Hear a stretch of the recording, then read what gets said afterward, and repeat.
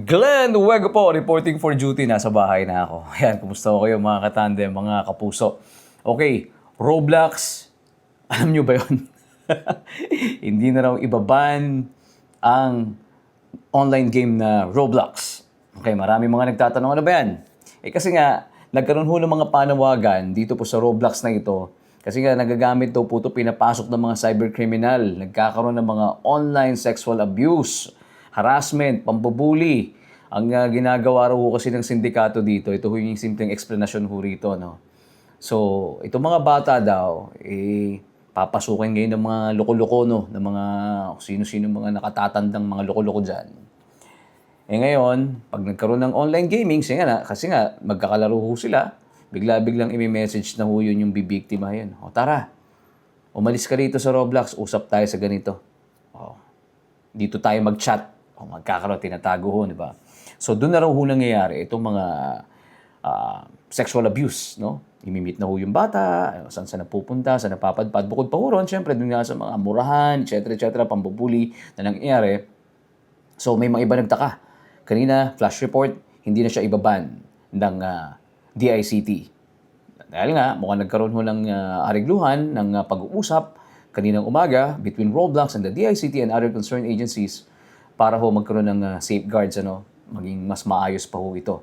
At, pero mabigat din ho ang sinabi ng DICT regarding the shared responsibility ng mga magulang ho natin. Hindi lang po ito gobyerno, hindi lang po ito usapin ng Roblox, kundi usapin din ho ito ng sa atin, pamilya, no? So ngayon, ipi-play ko dito mga kapuso yung aming interview with Undersecretary Renato Paraiso kanina. No, sariwan-sariwa pa yan.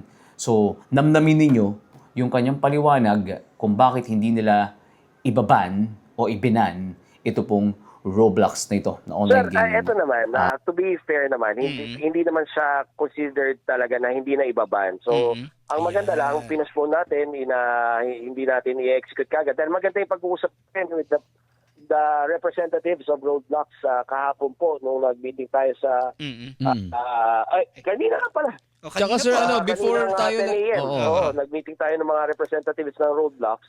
At lahat po nung hiniling ng ating pamahalaan to the DICT at saka CICC, amenable naman po sila. Unang-una po, nagsabi sila that they should set up a representative office here.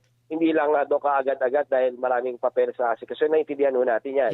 Pangalawa ho, ang pag-integrate doon sa PhilSys system natin or yung national ID natin para doon sa age verification nila. Nagsabi sila that they would work on their infrastructure para ho makapagkabit dyan. Kasi hindi Pilipinas lang ang humihingan na patibayin yung age verification nila. Nabanggit nila ang bansang South Korea na similarly ang request sa kanila. So, pagbibigyan din ho tayo dyan. At ang importante ho, nag-agree sila kaagad-agad na magkaroon tayo ng green lane sa kanila pagdating sa mga pag-rereklamo. Unang-una ho, yung green lane para sa pag-take down ng mga harmful contents for children. At ang pangalawa ho, yung pagsampina natin ng mga threat actors na mahuhuli natin sa platform nila. Kasi sila rin naman, gusto nilang linisin yung platform nila. Opo. So, ganito pala, Yusek, buhay pa rin yung warning natin diyan sa Roblox na posible pa rin silang maban dito sa Pilipinas. Oo, kasi tayo naman, we would monitor their compliance naman din. Hindi naman pwede, pag sinabi mo, kagad tayo, di ba? Oo. Kung hindi ka nag-comply, parang wala tayong pinag-usapan. So, yun lang naman, no? So, pending next week po, mas masusolidify natin kasi magkikita ulit po kami next week. Magkakaroon tayo ng formalization ng agreement natin on kung paano i-implement yung mga commitments nila para naman maging accountable both yung platform at tayo sa pamahalaan na magmo-monitor sa kanila for their compliance.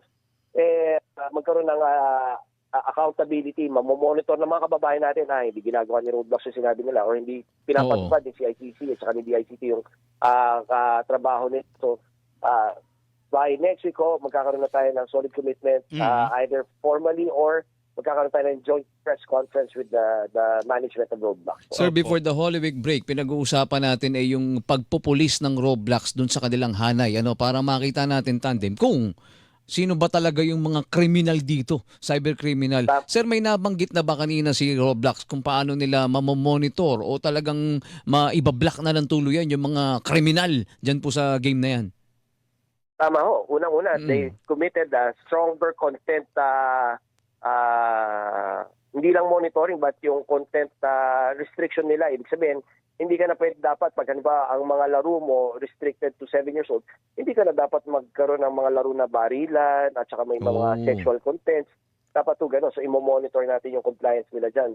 Pangalawa ho, nag-commit nga ho sila doon sa Green Lane na pag tayo naman mismo, kasi aminado sila na hindi naman lahat kaya nilang bantayan.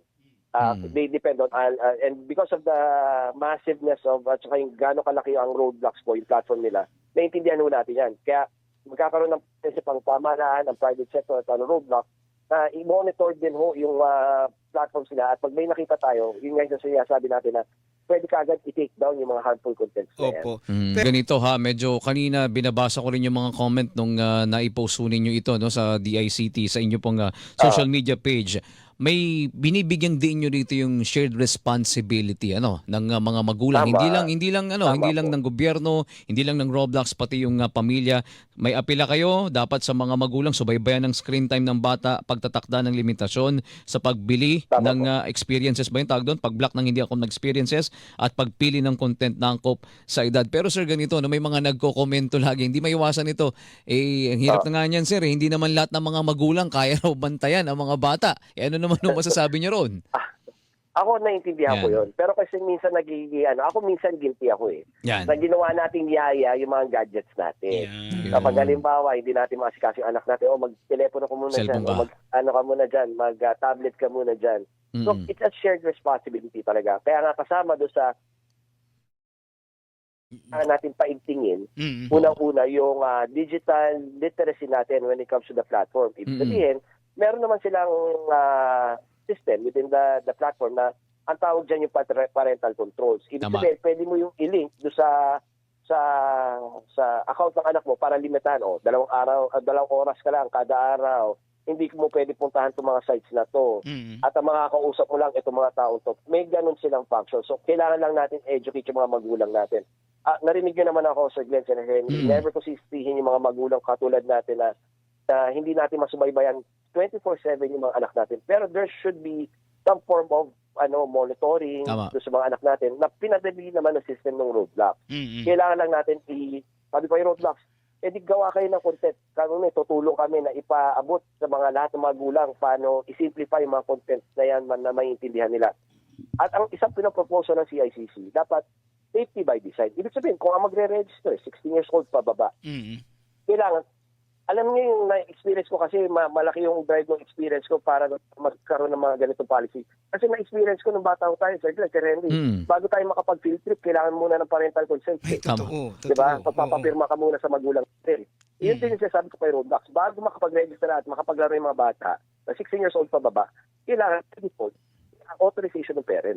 Gusto ko yun, yung sinabi mo na kailangan i-simplify. Kasi ako, kahit pa paano nakakaunawa naman ako dyan. Ako kasi sa anak ko rin Yusek, before ako ginawa ko yung games niya, before ka mag-download ng games, di ba? Nakalink yan sa akin pong account. At bago niya may-download yun, kailangan kong aprobahan yun. Bagay na minsan, parang nakakatamad. Sa totoo lang, ito, kahit ikaw naiintindihan mo na, pero nakakatamad, ba't ko kailangan gawin ito? So talagang ito'y Yusek, kailangan uupuan talaga ng magulang kung gusto natin ng na maiayos itong mga nai-open ng ating mga anak. Tama ba, Yusek? Tama, kasi ang mga platforms, kasi kung ang sagot natin, parang ang blunt instrument natin is pag-ban, may mga magagandang nagagawa po yung mga platforms yan. Una-una, it promotes creativity. Digital literacy. Nagiging digital literate yung mga anak natin. So, kung binan natin yan, nawawala yun. Tama, nawala yung harmful contents, pero nawala rin yung opportunity nila na matuto, nawala rin yung opportunity nila na makapagkaibigan, na mareregulate natin. So, it should be tempered really with yung mga duties naman natin as magulang. Again, hindi natin sisisihin yung mga magulang to provide for the family, for our children. Pero there is some level of kailangan supervision sa mga anak natin. Again, siguro naging kasalanan din natin, ginawa nating yaya yung mga gadgets natin. Opo. Na-convince ba kayo? Anyway, kung ano pa man, babasahin ko ang mga komento ho ninyo. Please do like, share, and subscribe sa aking pong YouTube channel. Mas marami pa akong mga i-upload dito. Maraming issues pa. Muli, salamat po sa inyo. Hoy, sa mga OFWs natin. Salamat po sa inyo mga senior citizen. Nanonood na nakikinig po sa atin. So, Riding in Tandem sa Balita. And with me, of course, Glenn Wego. Follow nyo rin ako sa aking Facebook account, Glenn Wego, the Reporter Dad. Follow nyo ho yan at i-like po ninyo ang aking mga posts. Muli, thank you everyone. Good night.